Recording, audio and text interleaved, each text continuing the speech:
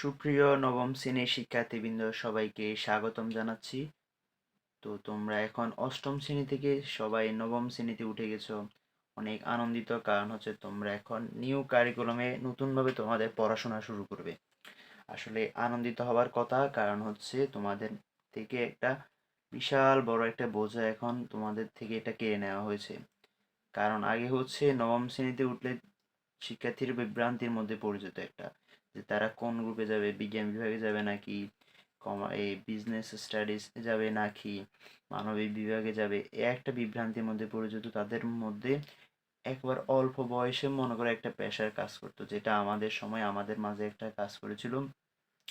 তো তোমরা অবশেষে সেটা থেকে মুক্তি পেতে চলেছ। কারণ হচ্ছে তোমাদের এখন হচ্ছে এই সাল থেকে নবম শ্রেণীতে কোনো বিভাগ থাকতেছে না। তোমরা এখন নিউ কারিকুলামে নতুনভাবে তোমাদের পড়াশোনাগুলো শুরু করবে। তো আজকে ভিডিওতে আমরা তোমাদের নিউ কারিকুলামে ক্লাস 9 এবং সাবজেক্ট হচ্ছে ম্যাথ চ্যাপ্টার 1 এর ক্লাস নিয়ে এসেছি। তো আমরা চেষ্টা করব ধারাবাহিকভাবে তোমাদের ম্যাথের চ্যাপ্টারগুলো শেষ করার। তো তোমরা সবাই আমাদের সাথে যুক্ত থাকবে। আর চ্যানেলটিকে সাবস্ক্রাইব করে দিবে, চ্যানেলটিকে সাবস্ক্রাইব করে দিয়ে পাশে থাকা বেল আইকনটি ক্লিক করে দিবে, যাতে নতুন ভিডিওগুলো আপলোড করার সাথে সাথে তুমি সেগুলো পেয়ে যাও এবং সেগুলো করতে পারো। তো এখন আর আগের মতো পড়াশোনার মধ্যে এত চাপ নেই, এখন রিল্যাক্সে পড়াশোনা করবে, ভালোভাবে পড়াশোনা করবে, আনন্দ নিয়ে পড়াশোনা করবে, যেটা ছিল এই নিউ কারিকুলামের মেন উদ্দেশ্য। নিউ কারিকুলামের মেন উদ্দেশ্যই হচ্ছে তোমাকে প্রেশার না করে মনের আনন্দ, অর্থাৎ বুঝে বুঝে আনন্দে হেসে খেলে যাতে পড়াশোনা করতে পারো, সেটাই হচ্ছে এই নিউ কারিকুলামের মেন উদ্দেশ্য। তো চলো দেরি না করে আমাদের ক্লাসটি এখন শুরু করে দিই। সবাই খাতা কলম নিয়ে বসে যাবে। আর একটা কথা, নতুন করে নবম শ্রেণীতে উঠেছ, এখন আর দেরি করা যাবে না। পড়াশোনা কিন্তু শুরু থেকে শুরু করতে হবে। আজকে করব কালকে করব এরকম করতে করতে সময় কিন্তু একদিন পার হয়ে যাবে। কারণ হচ্ছে সময় এবং স্রোত কারোর জন্য অপেক্ষা করে না। তো চলো শুরু করি। তো তোমাদের যে নতুন বইটি হয়েছে এখন, তো সেই বইটিতে প্রথম চ্যাপ্টার হচ্ছে প্রাত্যহিক জীবনের সেট। এই চ্যাপ্টারটা আগে যখন নতুন পুরাতন বই ছিল তখন পুরাতন বইয়ের মধ্যে এই চ্যাপ্টারটার নাম ছিল শুধু জাস্ট সেট। এখন এটাকে একটু মডিফাই করে জাস্ট দেওয়া হয়েছে প্রাত্যহিক জীবনের সেট। তো আমাদের দৈনন্দিন জীবনে সেট মানে আমাদের দৈনন্দিন জীবনে আমরা কি কি সেট দেখতে পাই, সেইগুলো নিয়ে এই চ্যাপ্টারটা মূলত। তো প্রথমে আমাদেরকে জানতে হবে হচ্ছে সেটটা কি। সেট হচ্ছে সকল কিছুর সমষ্টি, অর্থাৎ বাস্তব বা বিমূর্ত, অর্থাৎ বাস্তব যে কোনো বস্তু সুনির্দিষ্ট সংগ্রহ, অর্থাৎ সুনির্দিষ্টভাবে যে সংগ্রহ থাকে সেটাই হচ্ছে সেট। যেমন তোমরা যখন অষ্টম শ্রেণী থেকে নবম শ্রেণীতে এখন ভর্তি হয়েছ, তোমাদেরকে এক সেট বই দেওয়া হয়েছিল। তো সেটাকে তোমরা বলো এক সেট বই, 10-12টা একসাথে, সেগুলোকে তোমরা বলো যে আমাদেরকে এক সেট বই দেওয়া হয়েছে, এটাই একটা সেট। তারপর হচ্ছে বলো যে আমাদের বাসায় ডিনার সেট আছে, তারপর হচ্ছে গ্লাস সেট আছে, এইটিসি, এরকম যেরকম সব কিছু, অর্থাৎ অনেকগুলো বাস্তবসম্মত অনেকগুলো জিনিস একসাথে সংগ্রহকে সেটাকে বলা হয় সেট। আশা করি তোমরা বুঝতে পারছো। এখন আসলে সেট সম্বন্ধে তোমাদেরকে কি ধারণা দিয়েছে, অর্থাৎ সেট সম্বন্ধে আমরা কার কাছ থেকে ধারণাটা পাই। তো একজন বিজ্ঞানী আছে, সেটা হচ্ছে জস ক্যান্টর একজন বিজ্ঞানী। তো উনি হচ্ছেন জার্মান গণিতবিদ। তাকে সেট তত্ত্বের জনক বলা হয়, কারণ হচ্ছে সেট সম্বন্ধে তিনি ধারণা দিয়েছিলেন, অর্থাৎ সেট নিয়ে তিনি গবেষণা করেছেন এবং তিনি এটা উদ্ভাবন করেছিলেন। এই কারণে তাকে জনক বলা হয়ে থাকে, সেট তত্ত্বের জনক। তো তিনি বলেছেন যে সেট হলো সসীম বা অসীম বস্তুর একটি সংগ্রহ, অর্থাৎ সেট হচ্ছে এটা সসীমও হতে পারে অসীম হতে পারে, এরকম বস্তুর সংগ্রহকে বলা হয় সেট। এরপর আসুন, এরপর আমরা এখন জানবো হচ্ছে সেটের সংজ্ঞা। তো সেটের সংজ্ঞা হচ্ছে বাস্তব বা বিমূর্ত বিভিন্ন বস্তুর সুনির্দিষ্ট সংগ্রহকে সেট বলে। অর্থাৎ যেটা দেখা যায় না বা যেটা দেখা যায়, এরকম বিভিন্ন বস্তুর সুনির্দিষ্ট সংগ্রহ, অর্থাৎ এগুলো সংগ্রহ করতে হবে, সেই সংগ্রহকে বলা হয় সেট। আশা করি সবাই বুঝতে পারছো। আমি যেভাবে নোটগুলো সাজিয়েছি তোমরা চেষ্টা করবে সেভাবে নোটগুলো তোমাদের খাতার মধ্যে তুলে নিতে, তাহলে পড়াশোনা করতে মজা হবে। এখন দেখো আমরা কিভাবে একটা সেটকে প্রকাশ করব। সেট তো কাকে বলে সেটা জেনেছি এবং সেট কে আবিষ্কার করছে সেটাও জেনেছি। এখন আমরা জানবো হচ্ছে কিভাবে একটা সেট প্রকাশ করতে হয়। তো সেট প্রকাশ করার জন্য তোমাকে সেকেন্ড ব্র্যাকেট এবং হচ্ছে কমার সাহায্য নিতে হবে। সেকেন্ড ব্র্যাকেট এভাবেই দেয়, দেখো আমি এখানে কাঠামোটা দিয়ে দিচ্ছি, এইভাবে সেকেন্ড ব্র্যাকেট দেয়। তো দেখো সেকেন্ড ব্র্যাকেট এবং কমা দিয়ে সেট কিভাবে প্রকাশ করতে হয়, যেমন এখানে আমি একটা সেট লিখেছি এ কমা বি কমা সি ডি। দেখো এখানে আমি চারটা ইংলিশের, অর্থাৎ এটা হচ্ছে স্মল লেটারগুলোকে আমি এখানে চারটাকে একসাথে লিখেছি, এ কমা বি কমা সি ডি। এগুলাকে আমি একসাথে লিখেছি এবং এগুলোকে একসাথে বন্ধন দিয়েছি কি সেকেন্ড বন্ধনে দিয়ে এগুলোকে আমি একসাথে আবদ্ধ করে রেখেছি। এটা হচ্ছে সেট প্রকাশের নিয়ম। তো এখন আমরা জানবো হচ্ছে কিভাবে একটা সেট লিখতে হয়, সেট লেখার পদ্ধতি। তো সেট লেখার পদ্ধতি কি আমি এখানে নোট করে দিয়েছি, সবাই একটু মনোযোগ সহকারে দেখবেন। তো ইংরেজি বর্ণমালায় A B C X Y Z দ্বারা প্রকাশ করা হয়, অর্থাৎ সেটটাকে আমরা A B C X Y Z দ্বারা প্রকাশ করি। যে কোনো একটা সেট লেখার পরে আমরা সেটাকে এরকম এ বি সি এবং এক্স ওয়াই জেড দ্বারা প্রকাশ করা হয়। এরপরে দেখো কোনো একটি সেট সংগৃহীত প্রত্যেক বস্তুকে সেটের সদস্য বা উপাদান বলা হয়। অর্থাৎ একটা সেটের মধ্যে যে যে উপাদানগুলো থাকে, অর্থাৎ যে যে যা থাকবে, মনে করো তোমাদের বাসায় ডিনার সেট আছে, তো ডিনার সেটে মনে করো 6টা প্লেট আছে। তো প্রত্যেকটাকে ওই সেটটার একটা সদস্য বা উপাদান হিসেবে ধরা হবে। এরপর 3 নাম্বারে দেখো, মনে করো একটা সেট এখানে দেওয়া হয়েছে যে বি ইকুয়াল হচ্ছে এ বি হলে বি সেটের উপাদান এ ও বি প্রকাশের চিহ্ন হচ্ছে বিলংস টু। দেখো এই বি সেটের উপাদান হচ্ছে এ বি। এখন তুমি কিভাবে প্রকাশ করবে সেটা, প্রকাশের চিহ্নটা হচ্ছে বিলংস টুটা, অর্থাৎ এ বিলংস টু বি। এর অর্থ হলো যে এ বি সেটের একটা উপাদান। তুমি কিভাবে বোঝাবে যে এখানে যে A B A comma B আছে সেটা হচ্ছে এ বি সেটের একটা উপাদান, সেটা প্রকাশের নিয়ম হচ্ছে A belongs to B. A belongs to B এর অর্থ হলো যে এ হচ্ছে বি সেটের একটা উপাদান, এ বি সেটের একটি উপাদান এভাবে। এবং আবার তুমি যদি লেখো যে বি বিলংস টু বি, অর্থাৎ বিটা হচ্ছে বি এর একটি উপাদান। এখন ইংলিশে আমরা এভাবে বলে ফেলি যে এ বিলংস টু বি বা বি বিলংস টু বি, এভাবে আমরা ইংলিশে বলে ফেলি। আশা করি বুঝতে পারছো। এরপর 4 নাম্বারে দেখো, যদি সি সেট বি এর উপাদান না হয়, অর্থাৎ সি একটা সেট, অর্থাৎ যদি একটা সিটা যদি বি এর উপাদান না হয় তাহলে আমরা লিখি সি। দেখো আমি এখানে বিলংস টু দিয়ে এই যে এখানে একটা চিহ্ন দিয়েছি, এই চিহ্নটার নাম হচ্ছে বিলংস টু। দেখো আমি বিলংস টু দিয়ে এখানে একটা দাগ দিয়ে দিয়েছি, অর্থাৎ কেটে দিয়েছি সেটা। তো কেটে দেওয়ার ফলে এখানে এটাকে, অর্থাৎ এই বিলংস টু দিয়ে আমি এটাকে কেটে দিলাম এভাবে। অর্থাৎ এখানে আমি আগে দিয়ে কি বলছি দেখো, আগে বলেছি যে এখানে সি সেট হচ্ছে বি, অর্থাৎ সি সেট বি এর উপাদান না হয়। যদি সিটা বি এর উপাদান না হয় তাহলে আমরা লিখবো হচ্ছে এভাবে C does not belongs to B, অর্থাৎ সি বি এর উপাদান নয়। সি এর সি হচ্ছে বি এর উপাদান নয়, এটাকে ইংলিশে বললে এরকম হয় C does not belongs to B. তাহলে আশা করি তোমরা বুঝতে পারছো যে কিভাবে একটা সেট লিখতে হয়। মনে করো যদি উপাদান হয় তাহলে লিখতে হবে এ বিলংস টু বি, বা মনে করো যে একটা সেটের উপাদান হচ্ছে এখানে 1 2 3, তো এই সেটটাকে আমি এ দ্বারা প্রকাশ করলাম। এখন তুমি বলতে পারো যে 1 belongs to A, 2 belongs to A, 3 belongs to A, কারণ হচ্ছে এগুলো সবগুলো হচ্ছে এ এর উপাদান।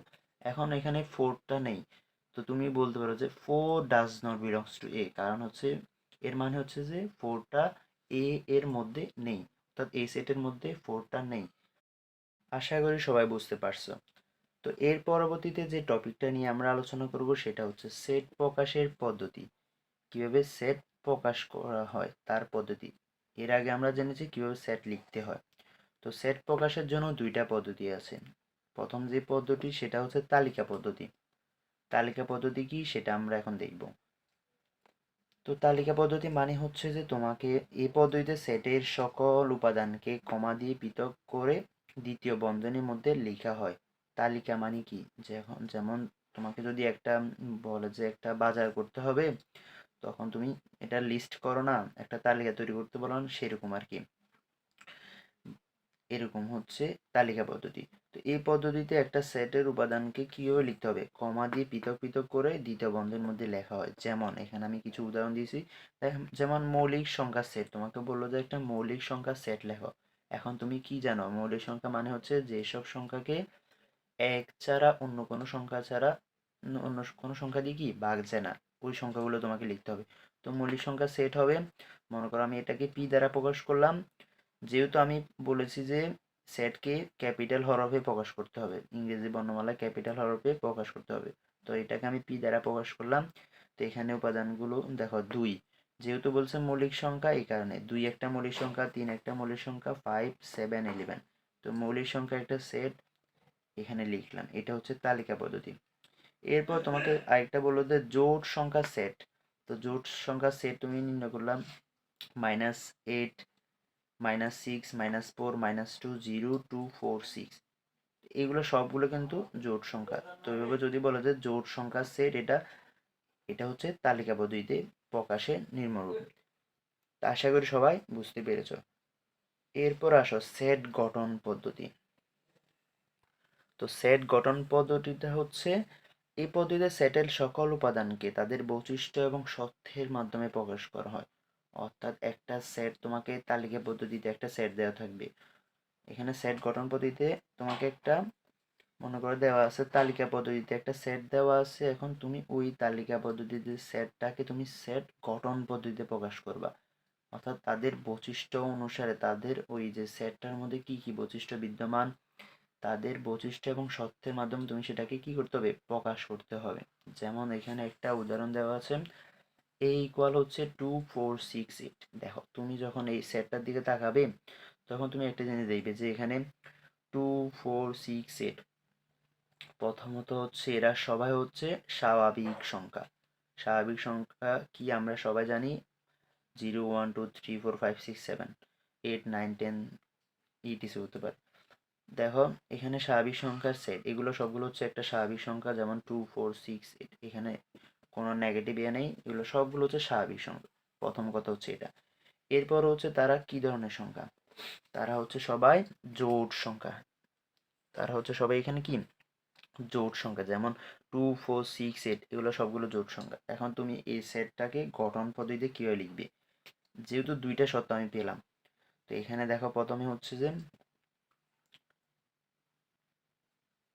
এক্স যেন এক্স স্বাভাবিক জোড় সংখ্যা। তাহলে আমি কি লিখলাম যে এক্স হচ্ছে এক্স স্বাভাবিক সংখ্যা। এখানে দেখো একটা ডট ডট অর্থাৎ চিহ্ন দিলাম, এটার নাম হচ্ছে, ইংলিশে যদি বলি সাজ দ্যাট, আর বাংলায় যদি বলি যেন। তাহলে এক্স যেন এক্স স্বাভাবিক বিজোড় সংখ্যা।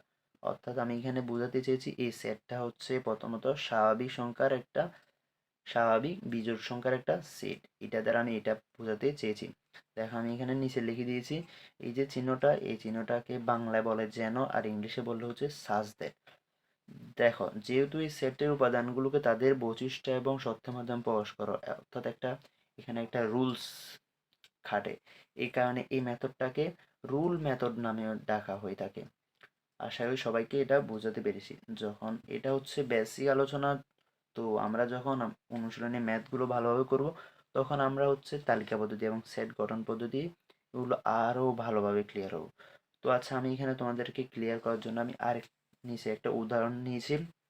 দেখো উদাহরণটা হচ্ছে, সেট এ সমান হচ্ছে 0, 3, 6, 9, 12, 15 কে, এই সেটটাকে বলছে গঠন পদ্ধতিতে প্রকাশ করার জন্য।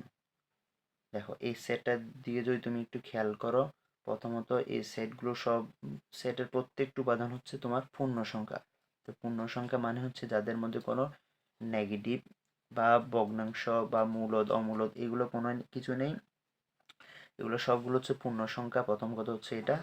তো এটাকে যদি সেট গঠন পদ্ধতিতে লিখতে হয়, দেখো এখানে আমি সলিউশন লিখেছি, এখানে সেটের প্রত্যেকটি উপাদান হচ্ছে পূর্ণ সংখ্যা। এমনকি এখানে একটা তুমি সত্য বলতে পারো যে এখানে 0-র চেয়ে ছোট নয় এবং 15-র চেয়ে বড় নয়। এই যে উপাদানগুলো, এগুলো হচ্ছে 0-র চেয়ে ছোট নয়। দেখো 0-র চেয়ে ছোট কোনো উপাদান নেই। আবার হচ্ছে 15 চেয়ে বড় কোনো উপাদান নেই, এখানে 15 চেয়ে বড় কোনো উপাদান আছে নাই। এবং 3 এর গুণিতক, এগুলো সবগুলো হচ্ছে কার গুণিতক? 3 এর গুণিতক। তো সেট গঠন পদ্ধতিতে যদি আমরা এটাকে লিখতে চাই, আমি এখানে 3টা শর্ত পেয়েছি। প্রথম শর্ত হচ্ছে এরা পূর্ণ সংখ্যা, এরপর হচ্ছে এরা 0-র চেয়ে ছোট নয় বা 15-র চেয়ে বড় নয়, এবং লাস্টে যেটা পেয়েছি সেটা হচ্ছে এই সবগুলো উপাদান হচ্ছে 3-এর গুণিতক। তাহলে সেট গঠন পদ্ধতির সংজ্ঞা অনুসারে তাদের বৈশিষ্ট্য এবং শর্তের মাধ্যমে প্রকাশ করতে হবে। তো আমি এখন লিখব এ সমান হচ্ছে এক্স সাজ দ্যাট এক্স। প্রথম কথা হচ্ছে কি, তারা এক্স পূর্ণ সংখ্যা, দেখো পূর্ণ সংখ্যা লিখলাম। এরপর হচ্ছে তারা হচ্ছে 3-এর গুণিতক, সেটা লিখলাম। এরপর হচ্ছে তাদের যে এক্স এর উপাদানগুলো সেগুলো হচ্ছে কি, x greater than or equal 0, অর্থাৎ এক্স এর উপাদান হচ্ছে 0-র চেয়ে ছোট নয় বা ছোট এবং বা এর সমান। অর্থাৎ এক্স এর উপাদানগুলো হবে কি, 0-র চেয়ে বড় হবে, 0-র চেয়ে বড় হবে বা তার সমান হবে। দেখো x greater than or equal 0, এরপর হচ্ছে x less than or equal 15, কারণ হচ্ছে এখানে 15-র চেয়ে বড় কোনো সংখ্যা নেই। তো এই কারণে আমরা লিখছি যে এক্স এর মান হচ্ছে 15-র চেয়ে ছোট অথবা এর সমান হতে হবে। এই সত্যটা আমি এখানে লিখেছি, আশা করি সবাই বুঝতে পারছো। তো এটাই ছিল আমাদের আজকের তোমাদের চ্যাপ্টার 1-এর প্রাত্যহিক জীবনের সেটের প্রথম ক্লাস। তো আশা করি সবাই ক্লাসটি খুব ভালোভাবে বুঝতে পেরেছো। তো পরবর্তী ক্লাসগুলোতে আমরা হচ্ছে সেটের প্রকারভেদ এবং অন্যান্য বিষয়গুলো নিয়ে আমরা আলোচনা করব। তো আজকের ক্লাসে আমরা হচ্ছে সেটের লেখার পদ্ধতি, তারপর হচ্ছে সেট গঠন পদ্ধতি, সেট তালিকা পদ্ধতি, তারপর হচ্ছে সেট কি, সেগুলো নিয়ে মোটামুটি একটা ধারণা নিয়েছি এবং একটু উদাহরণও সলভ করেছি। তো তোমরা ধারাবাহিকভাবে এই ক্লাসগুলো যুক্ত থাকবে, আর হচ্ছে আমার চ্যানেলটিকে সাবস্ক্রাইব করে দিবে, আর যত বেশি পারো বন্ধুদের মাঝে এটি শেয়ার করে দিবে। ধন্যবাদ সবাইকে। পরবর্তী ভিডিওর আমন্ত্রণ জানিয়ে ক্লাসটি এখানে শেষ করছি।